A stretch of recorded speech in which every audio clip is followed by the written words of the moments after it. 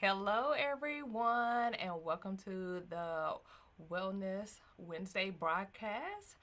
We're going to get into it after this intro. Stay tuned. Hey everybody, it's your girl Kanitra Moselle, and I am so excited. We just finished up the book and brunch to launch my first book, Grace for This, the devotional.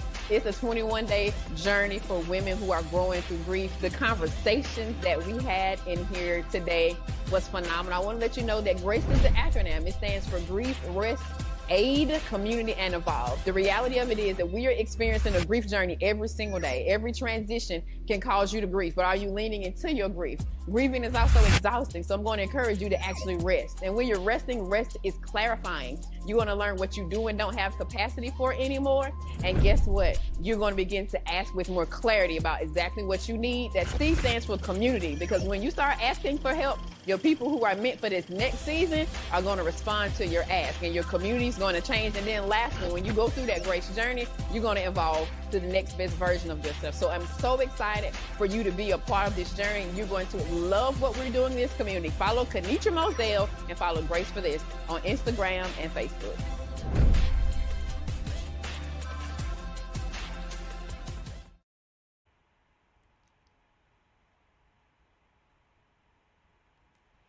Hello, everyone, and again, welcome to the Wellness Wednesday broadcast with Grace for This community. My name is Jerecia Lee, and I am going to be your host facilitator today. As we talk about the language trap stuck to unstoppable, today we're going to be talking about love. So before we get started, if I can do a quick prayer over everyone that is coming into the room or that may be listening to this on the replay. Dear Heavenly Father, I want to say thank you. Thank you for giving us this opportunity to be in this space to receive some information, dear Lord. I want to ask that you cover each and every one that is able to hear my voice. I pray that everyone is able to release some of the strongholds and core beliefs or things that are keeping them stuck when it comes to love, and be able to shift into a space that makes them unstoppable as we discuss new languages, new words, new definitions as we define love. Dear Heavenly Father, I release and submit myself to you that you may come over and be with us and be with me and use me as your vessel in this time. Dear Lord, we invite the Holy Spirit into this space. In your name we pray. Amen. All right, so good afternoon, everyone. Again, we are going to be talking about love. And in this discussion, we're going to see if we get through all four areas of love, because we're going to be talking about love and how we love ourselves, how we love in friendships, how we love in family relationships, and then also how do we love in our intimate relationships, okay? So again, we're talking about love. In the chat, for my individuals that are present, if you can please put in the chat, what are your initial thoughts, core beliefs about love in general? You can say if it's specific to a specific one of those areas that I gave, or if it's just a generic thought about love. And I'm gonna give you guys a few moments to kind of put this information in the chat, and then I'm gonna dig in. So I see, hey, Crystal Davis, I see that family relationships is where I need prayer. Okay. Let's see, Latanya Williams, good afternoon. I'm going to give you guys just a few more moments to see if we get any additional responses about what love means to you guys. Love of myself and having boundaries, okay? Unconditional love isn't realistic or healthy. C. L. Pratt, I love it, because that is one of the things that we're going to be talking about. That's actually, I want to say, one of the very first things that we're going to be speaking on. Love should have boundaries, absolutely. Love is necessary for trust. Love is a safe space for me, and it must be reciprocated. All right, I love it, I love it, I love it.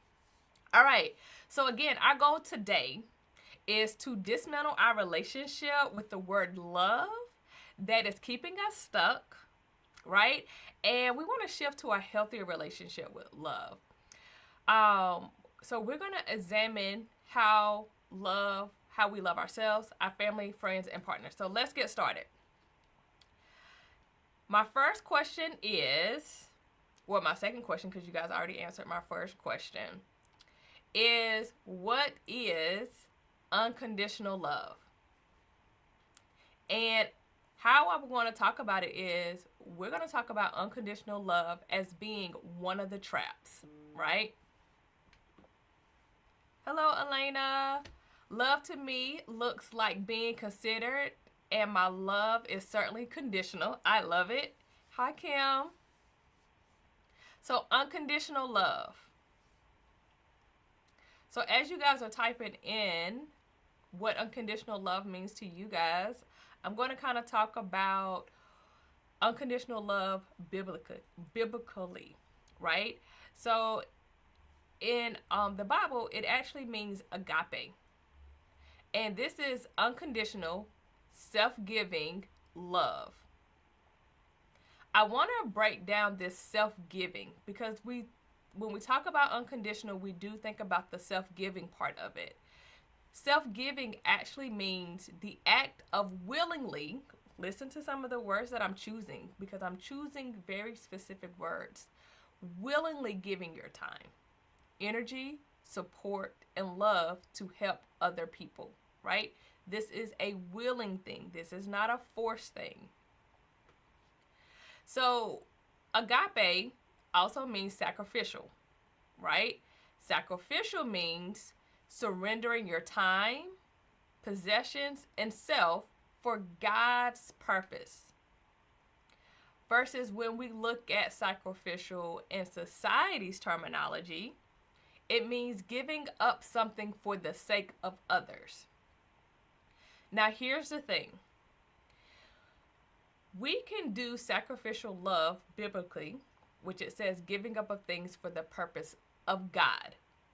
And that may mean that we do have to give something up for someone else, but it's all for God's purpose. If we are giving something up just for someone else's purpose, or giving something up to someone else, but it doesn't serve God's purpose, are we doing what we're supposed to be doing? Right? So there's a big distinction between unconditional love when it's following God's path versus when it's fleshly or society. And I think that's where we start finding ourselves in that trap. When we hear the words, oh, well, you're supposed to have unconditional love. Like you guys said, it is supposed to have some boundaries. The other piece of this is the agape love. It is not to be self-erasing. Self-erasing means, or is, when it's the psychological behavior where we as the individual is now suppressing our own identity, our own needs, emotions, and boundaries, all while trying to maintain harmony with relationships or within relationships, pleasing others, or trying to survive. So have any of you guys in your relationships seen yourself losing your identity, losing who you are to try to keep the peace, to try to make sure that you're not ruffling any feathers? And was this beneficial for you? Because also in it did also say out of survival. So there may have been times in our life where we did have to do things that was not necessarily self-serving for us. It may have been self-erasing just to make sure that we were safe. And that's a little bit different than if we are in a safe space, or we are in our basic needs are met, and us continuing to choose to push our needs down to serve other people. All right, Kim, I see that there was a season I lost my identity. Correct. Right? So agape love is also rooted in choice, not obligation. So when I first read unconditional and self-giving, I asked you guys to pay attention to the word choices that I was using, because the self-giving is the act of willingly giving, right? I'm choosing to give my time, my energy, and my support and love to help others. It's not by force. It's not out of obligation. It's a choice. So if we're in relationships with others where we're feeling like we have to show up in a specific way out of obligation versus out of willingness or want, we're already not in alignment, right? And then it is God's posture towards us. Agape love, if you hear it, a lot of times it's talking about how God shows up and loves us. And how it's an example of how, honestly, I take it as how we should supposed to love ourselves. So here's the thing. When we're talking about loving ourselves and we're looking at the language trap, unconditional love, what are some shifts that you need to make to where you are loving yourself first? What are some beliefs, some automatic thoughts that you need to challenge to shift your thoughts towards, okay, I need to love myself first?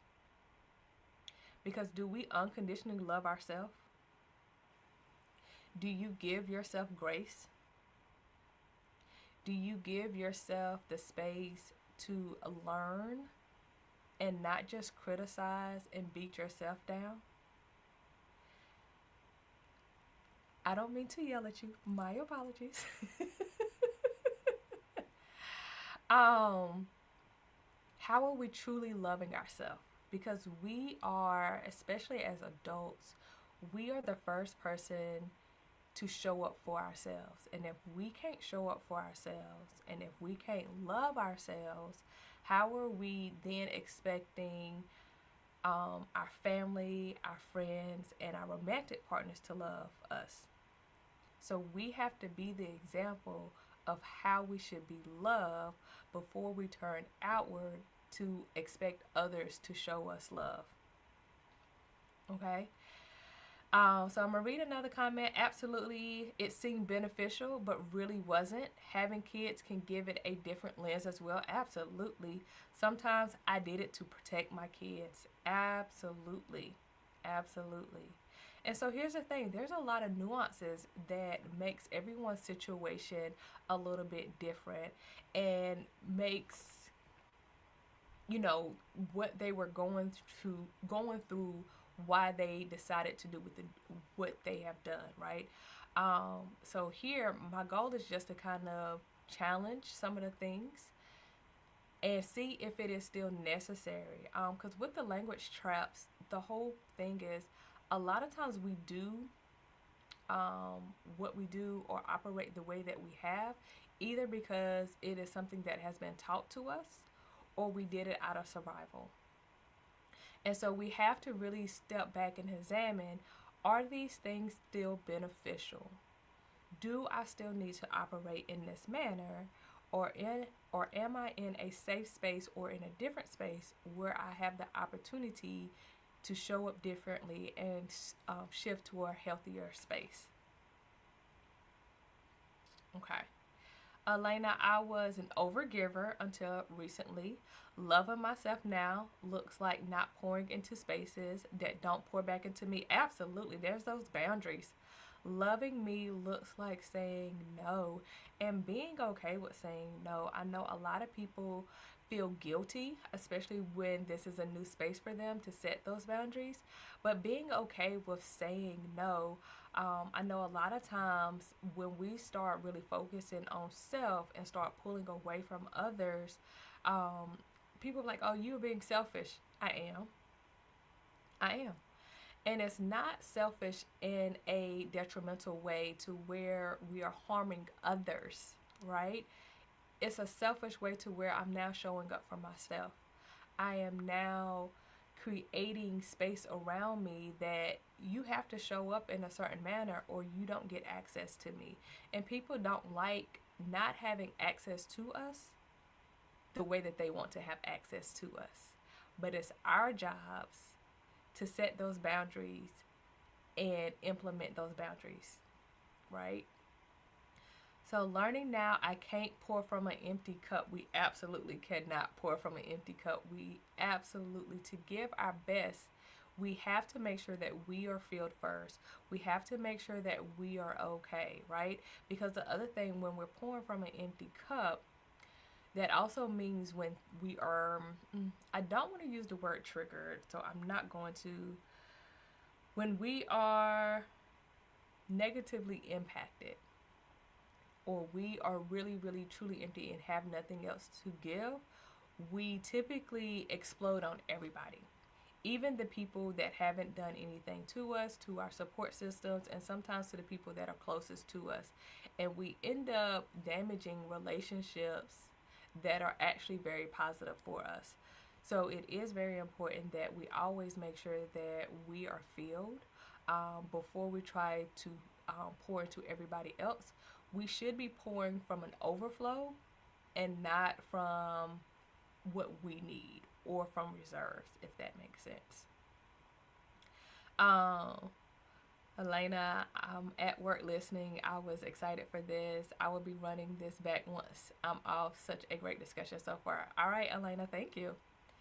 All right, so let's talk about some of these common traps that are also associated with unconditional love. Let me know the ones that you are either battling with or have heard or even have overcome. You're supposed to love everybody no matter what. Right? While this is true, let's go ahead and reframe this. Just because I'm supposed to love everybody, it doesn't mean that they get access to me.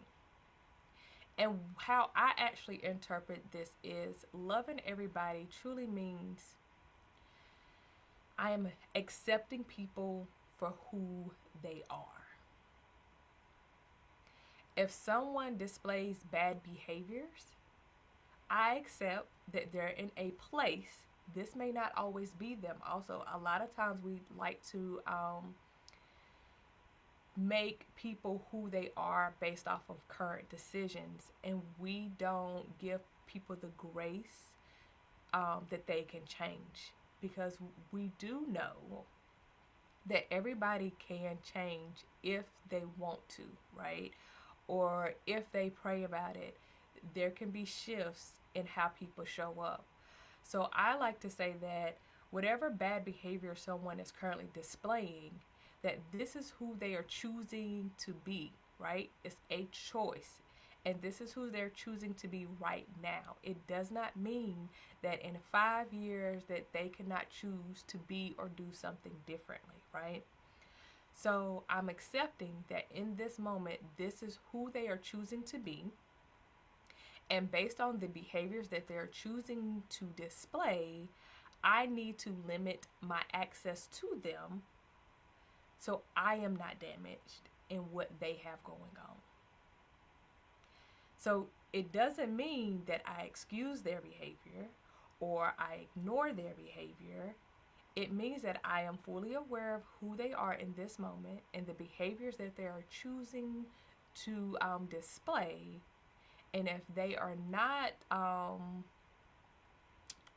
losing my words, sorry, if they are not conducive or in alignment with me, I get to put boundaries in place. I still love you. I wish no harm. I'm probably going to be praying for you, right?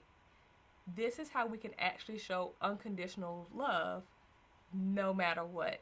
Not the person that gets access to us and we keep giving them chance after chance after chance, and it's actually hurting us. All right, I'm going to go reading some of these comments over here. Familiar love is giving me a run for my money right now. I'm finding it hard to love when I've been deeply hurt. So I hope I kind of just actually hit on that by kind of giving my definition of how do we love everybody no matter what, right? Putting some boundaries in place. Maybe they don't get access to you, but still, praying for them and sending them good vibes and love their way. That's good. They're in a place. That space can change. Let's see. Love and access is not the same. Correct. That's right. That's who they're choosing to be. Okay.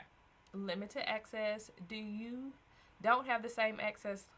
Love you, but from a distance. Right. Okay. So another common language trap is forgive and forget. We talked about forgiveness last month. And I don't know if you guys remember my definition for forgiveness, but kind of as a recap, to me, and this again is my definition of forgiveness, is, again, it goes back to accepting this is who you are right now, but I don't have to choose to be a participant. I can choose to have boundaries and limit my access to you.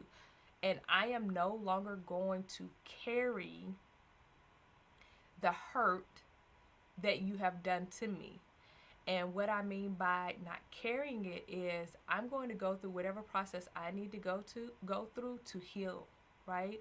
So I'm going to identify like why whatever you did to me is impacting me, the feelings that it is bringing up, and then even identifying, okay, what is it that I actually need? And I don't know if you guys remember me talking about me creating a journal that will actually help us walk through this process. It is called My Mind Unraveled. I hope to drop it by the end of March, so stay tuned for that. But we have to go through the process of acknowledging what someone has done to us, figuring out why we are offended by it, and what is it that we need, and what is the communication, or what do we need to do about it, right? And so walking through that process is the forgiveness process. I'm no longer going to allow what you did to me to impact how I continue to show up in different spaces, in spaces with you, in a negative manner, right?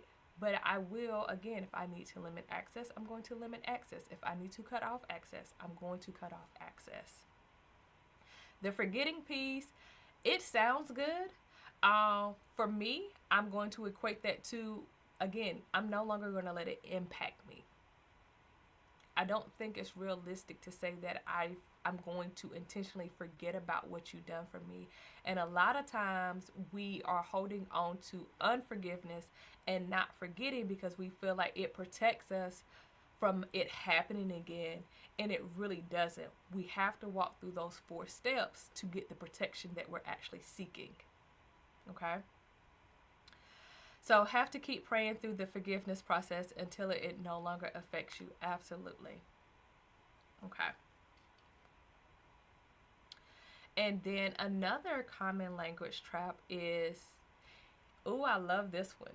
If you love me, you stay. How many of us have heard that in relationships? I know we're talking about self, but how many of us have heard that if you love me, you stay? That is a big trap, because then a lot of times that statement alone puts us in defense, right? Because we know if someone is saying that to us and we feel like, oh, but I do love you, then it's because we do truly love that person, right? But they are using that common phrase as a manipulation tactic, right? That typically means they have done something to offend us. And my question is, are they taking accountability for what they did? Or are they just trying to sweep it under the rug and be like, well, if you love me, you would stay. My bad, and trying to make it seem like it's not a big deal when we are truly impacted by whatever offense that has happened to us, right? So love absolutely has boundaries, right? It is not unconditional in the way that society keeps trying to say that love should be. Someone asked, thank you. Can you define accountability? Okay, so I'm gonna give my definition of accountability, right?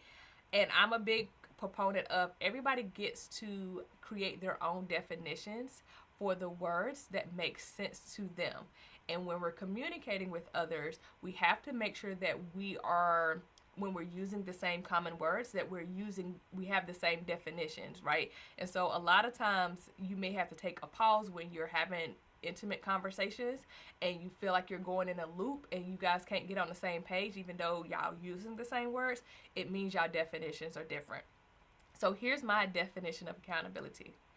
Accountability means that the person is acknowledging what they have done, right? They are acknowledging the impact, positive or negative, that it has had on somebody else, and then they're willing to have a conversation of what the person that has been offended needs to be able to move forward. So for me, accountability isn't just enough saying, oh yeah, I did it, my bad. That's just acknowledgement, maybe, right? But what steps are you willing to take to make it right? And then actually seeing that person take those steps. Accountability without action, I've heard somebody say, is manipulation. I don't know if anybody else has heard that.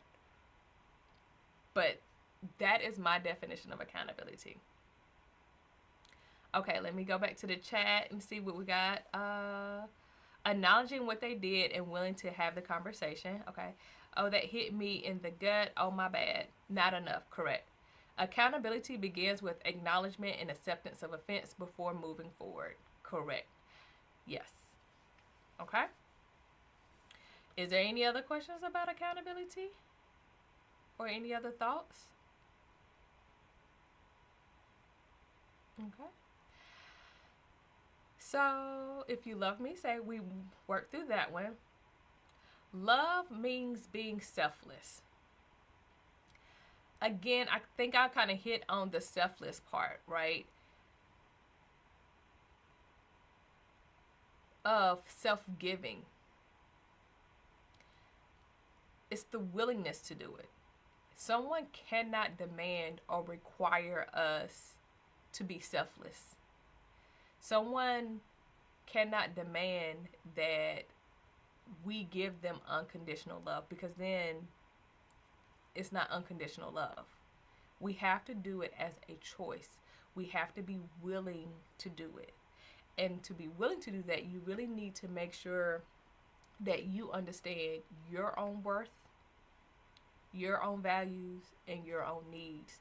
So you are not finding yourself getting into places to where you are contorting or shifting or losing your identity because someone is saying, hey, you should do. And you're like, oh, I love you, so yes, I will. But if it's not, again, in alignment with who you are, your values, your morals, and your needs, then we should not be shifting, right? Okay. I think we talked through forgiveness is not the same of reconciliation, right? So just because I forgive someone, again, it does not mean that we about to be best friends again. It doesn't mean that we're going to start hanging out again. It can, but it is not a requirement. It is not an automatic either, right? Because again, are they taking accountability? Are they shifting? Are they doing things differently? Have you identified what it is that you need so you could accurately communicate that to them? So it's a twofold. Everybody holds responsibility in how the relationship maneuvers and how the relationship progresses. Okay. So love can be unconditional and boundaried. I think I spoke on this earlier where I was saying that I can accept where a person is, even in all of their flaws, and then adjusting and identifying what access they get to have towards me because of where they are. I hope you guys have your journals, because I have a journal prompt for you for this section. In what ways have you been taught that love requires self-abandonment? When you guys get a moment, I would like for you to kind of take time to really reflect on that question, right? And see what comes up. And see what you need to release. And how you need to shift into a new space. Okay. So that's our love about ourselves. Are you guys ready to move on to talk about love in friendships?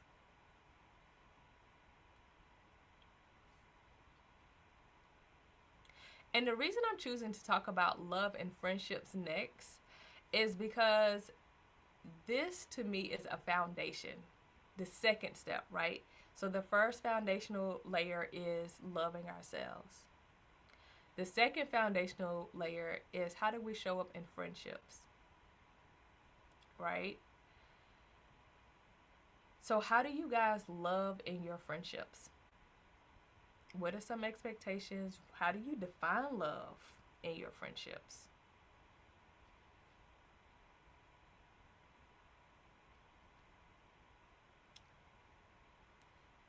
Let's see, listening. Okay. Oh, okay. So you want a friend that listens. And someone said something earlier, reciprocal, encouraging. Okay. So biblically, this type of love is related to philia. And this means mutual affection, right? Challenging and sharpen. And give me 2 seconds because I want to make sure that, okay, yep. Sorry, I was referring back to my notes.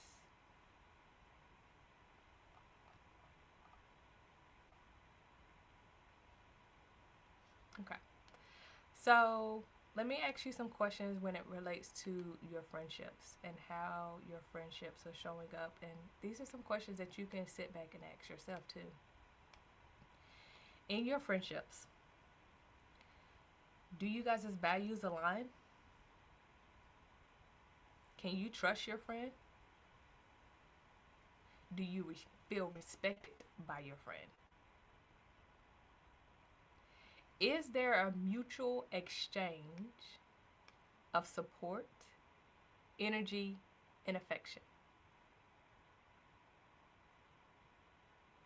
So think about it. Think about the friends that you currently have. Do you guys' values actually align? Do you actually trust that friend?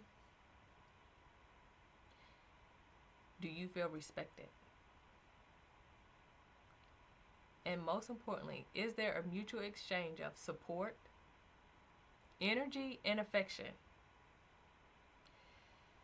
In our friendships, sometimes they can be one-sided. Happy birthday, Jamaica!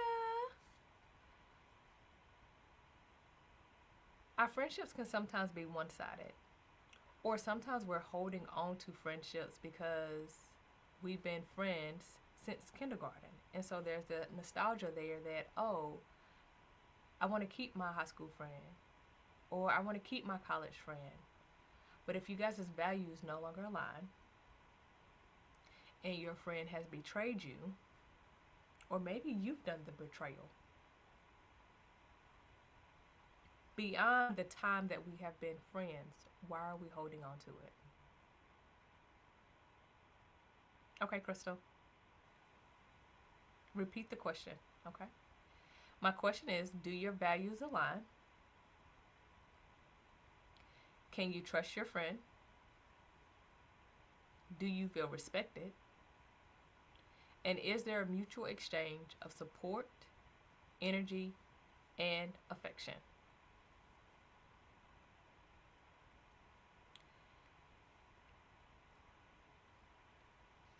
Okay. So with our friendships, it should be reciprocal. As much as we pour into someone, they should be pouring into us.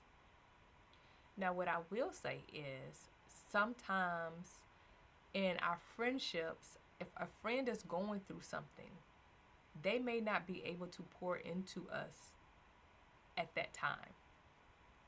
But if you've been friends with someone for years and years, and when you sit back and assess the relationship and you're always doing the pouring,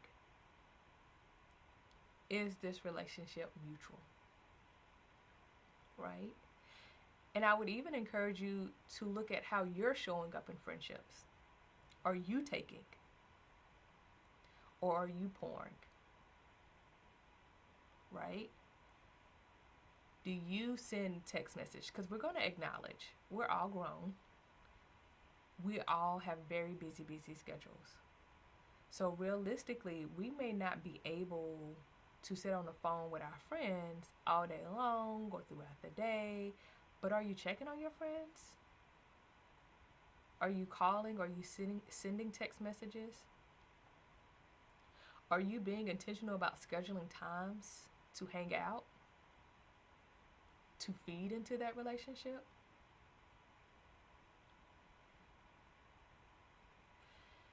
Healthy relationships have, again, the same values, or at least similar values. They can trust each other wholeheartedly. And again, if for whatever reason a trust has been broken, are we taking accountability? Are we having conversations? Right? And they also should be emotionally safe. Like, I should be able to go to my friends and be able to vent, and they encourage me and they uplift me, but they also hold me accountable. They should be able to call me out on my, girl, you know you was wrong. Right? And then we should be able to do that with our friends. If we have people in our lives who are only takers, we got to let them go. Why are we holding? Why are we holding? Friendships is the foundation for community care and intimate relationships. When I'm talking to individuals who are healing from past relationships that has been detrimental to them, and they are ready to get in the space of dating again, one of the things that I always remind individuals is, do you actually know the person? Right? Are you their friend? What do you know about them besides they look good? We'll kind of get into that one as we talk about the intimate relationships, but what do you know about them? Are we so gung-ho on being in a relationship that we are not taking the time to see how the other person shows up, to see if we even like them, to see if our values align? Right? Before we even get to the future goals of, yes, I want 2 kids and a dog with a picket fence. Do you know how they handle conflict? Have you seen them angry? How have they responded when their food was wrong at the restaurant? And this is, again, just on the friend level. We have to start, fine. We have to start slowing down and really getting to know people and not entering into spaces, I'm going to say desperation.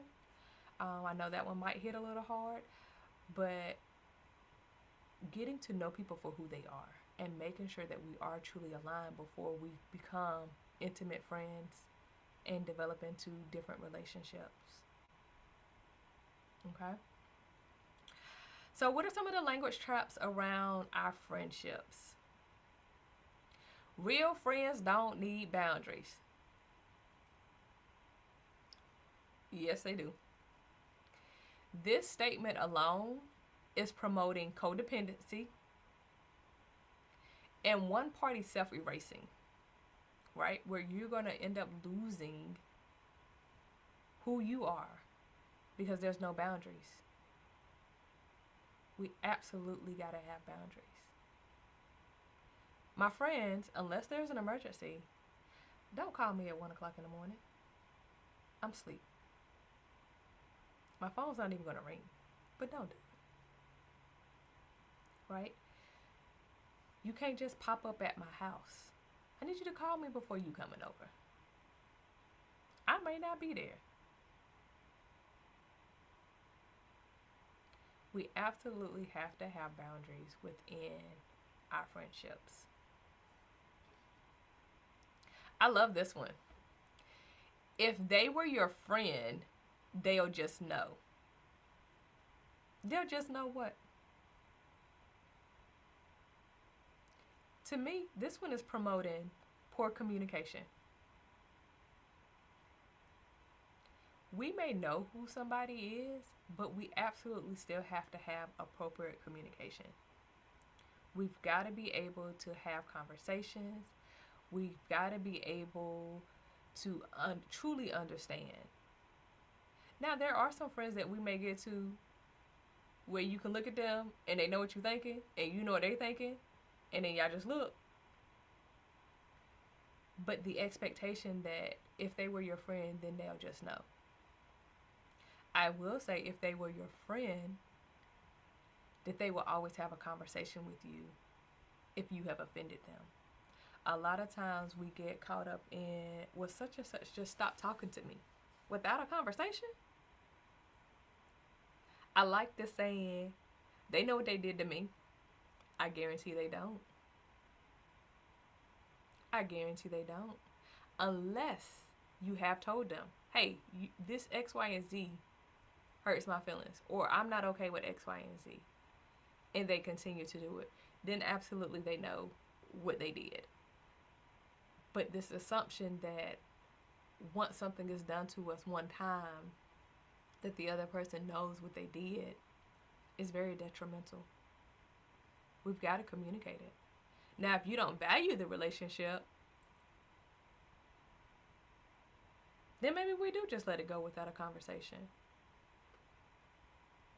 But if it's something you did value, we've got to have the conversation. Friendships shouldn't be this hard. So I'm 50-50 on this one. And here's my why. Because on the outside, it does promote excusing bad behaviors and a lack of accountability. Right? Because I kind of hear that in conversations where one friend is trying to hold another friend accountable, and them using it as an excuse of, man, this friendship shouldn't be this hard. Like, I don't understand. You're not being, like, someone is holding you accountable and asking you to show up in a different way, right? And part of the thing is maybe they don't want to show up in a different way. And this is where the other 50% of me agrees that relationships shouldn't be that hard. They have to have communication. And if the other party is not willing to have the conversation, then it is absolutely going to be hard. But then we're looking at their actions, and maybe they're not a friend. It goes back to that unconditional love, and how do we make sure that we're safe and that we're good, is that person accountable? And if they're not, we may have to let them go. And on the flip side is, are you showing up in this way? Are you taking accountability for your actions and how you're showing up in friendships? Because what are you bringing? Who are you as a friend? So to reframe everything, friendships is a relationships. Relationships require communication. So I think people confuse hard work with work. I think people confuse hard with work. Correct. All relationships are work, but they shouldn't be hard. I agree. You absolutely have to work at your relationships.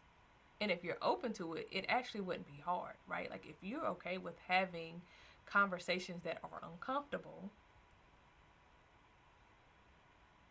then you're just working at it. But if you shy away from uncomfortable conversations, it is going to feel hard. Okay? If there's no communication, reciprocation, respect, or boundaries, just let it go. Absolutely, Kim. Okay? Mutuality also doesn't mean sameness, right? Like I don't want any of my friends to be just like me. I need my friends to be them, but I also need us to have the mutual grounds, mutual respect, and mutual energy pouring into the relationship. And here's a tough thing too that I know a lot of people struggle with is some healthy relationships are still seasonal. Just because the relationship is thriving, it is strong, it is mutual, it is a really good friendship, those can come to an end too. And it doesn't necessarily mean that either party did anything wrong, but you guys have served your purpose for each other, right? Because if it's a mutual, healthy relationship, it means that both of you guys benefited from it. And I don't use the word benefited in the negative connotation that society has on it as using each other, but as we both was able to grow. In our relationship, we both was able to serve our purpose, right? So even in our healthy relationships, they can be seasonal, and we have to be okay with that. And we go through the grieving process. It's not something we just, boom, it's over. But we go through the grieving process of losing that healthy relationship and remembering what we received from it and why it was beneficial and why it was needed in that part of your life. Okay? So here's our prompt for this one. What's one quality you value in a friend? And what is one quality you bring to a friendship?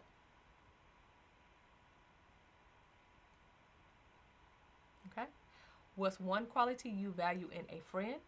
And what is one quality you bring to friendships?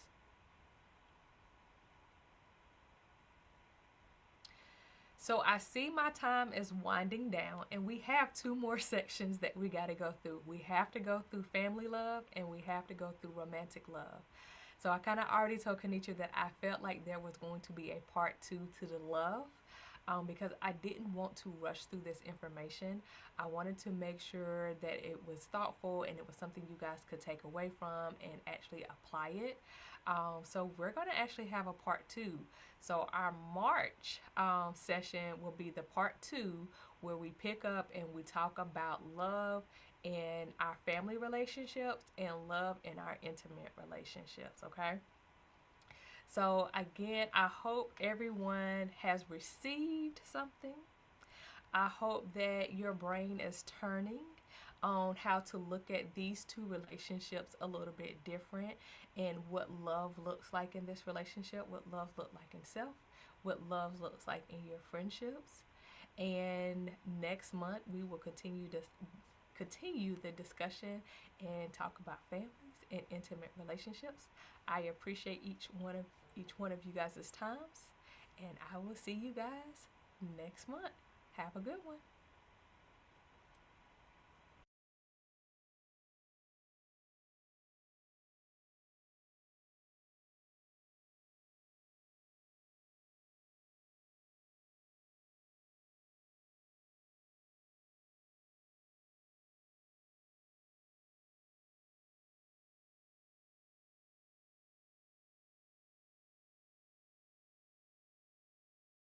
Hello, my name is Kenitra Moselle, and I am founder of a beautiful community called Grace for This.